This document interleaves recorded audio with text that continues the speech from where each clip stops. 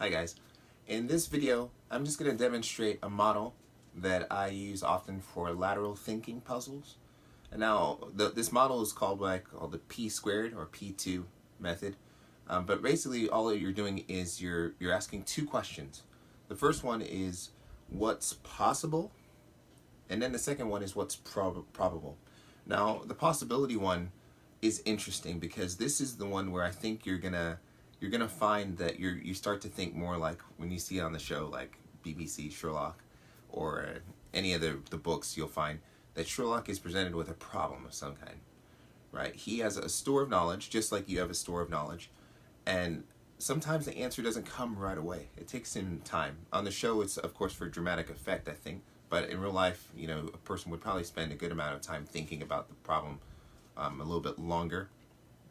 But maybe, you know, Sherlock is that special example where he's just super fast.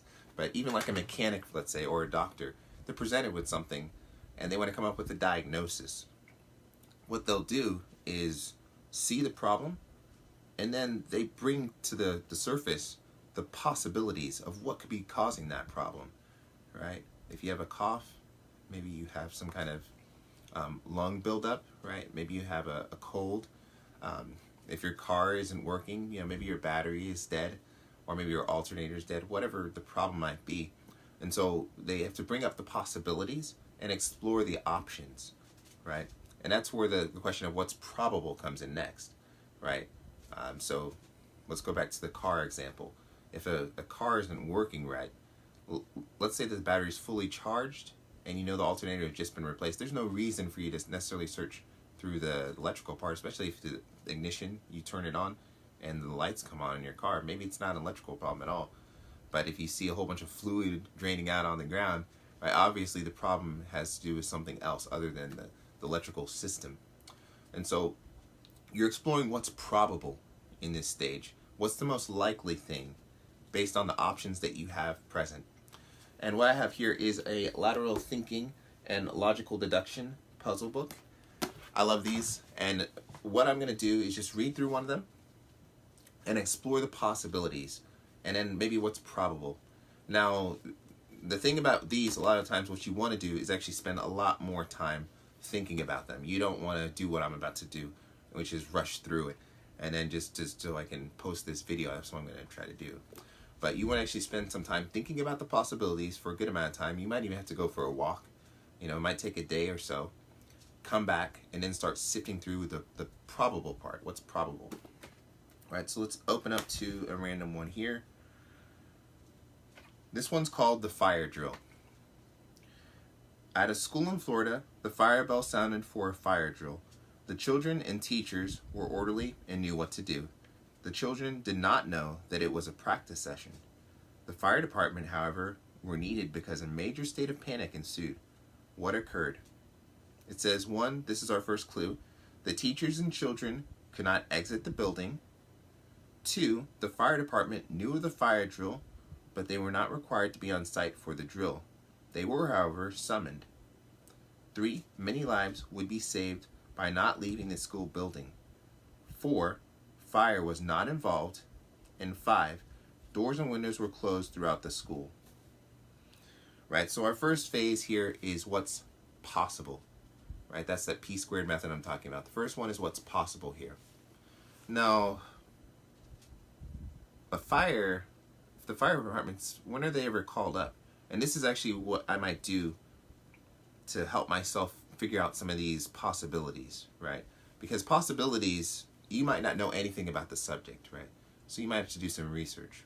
For myself, I'm not going to do that research now, but like if you were doing this puzzle, maybe you could actually go and search out why fire departments are called for different things, right? I've seen the fire department called out for like car fires, of course, actual fires. If there's maybe an active shooter, maybe the fire department's called out. Honestly, I'm running out of like ideas here about why a fire department would be called out for something. And so the teachers and children could not exit the building. The fire department knew of the fire drill, but they were not required to be on site for the drill They were summoned, however. Many lives would be saved by not leaving the school building. fire was not involved. Doors and windows were closed throughout the school. Right? So I said active shooter. I'm not dismissing that one entirely, but I'm trying to think of what else could prevent somebody from leaving a building, right? Besides another person out there that's dangerous. That's a possibility, right? Maybe there's an animal outside. That's another possibility. Maybe it's environmental, right? They said that fire wasn't involved, but the fire department might be called out for, like, let's say a flood or a tornado or something like that, which also would lend itself really well to this idea that a lot of lives would be saved by not leaving the school building. So that maybe lends itself really well to the idea that it could be something environmental, like a tornado. Doors and windows were closed throughout the school. So now that we have some of our possibilities, I didn't write them down, but I'm going to try to explore them. I'm going to leave the active shooter up, and then also to the like tornado or flood or something like that. So a flood, it might not be a good idea to keep people indoors like that. I guess they could be saved, but why are the doors and windows closed throughout the school just because there's a flood outside? I guess it makes sense to do that. Active shooter, they do that oftentimes, but why would the fire department be called in a situation like that? That's more like a police thing. I think maybe it's not an animal, right? That would be the actual, who does the animal stuff? You guys know. So I'm drawing a blank right now. So I think of the ones that I presented, the one that actually seems most probable is probably a tornado happened, and maybe there's some trees or other things like that that got in the way, and the fire department's helping to move things out of the way, since there's no real fire involved. So now we presented our options, right? Now we just explored the probable, what's most likely. So based on that, let's see what our answer is on 107. Oh, so I was wrong on this one. It says here, a swarm of killer bees had been sighted just outside the school. So it was animals. I didn't search through all the options, right? So this is something that you do whenever you go through these kind of thinking things. Like if you were do diagnostic work of any kind, you're trying to figure out what's wrong with something. Explore all your options. I didn't explore that option. You know, killer bees is not something that I would normally think about whenever I'm exploring what could be the case.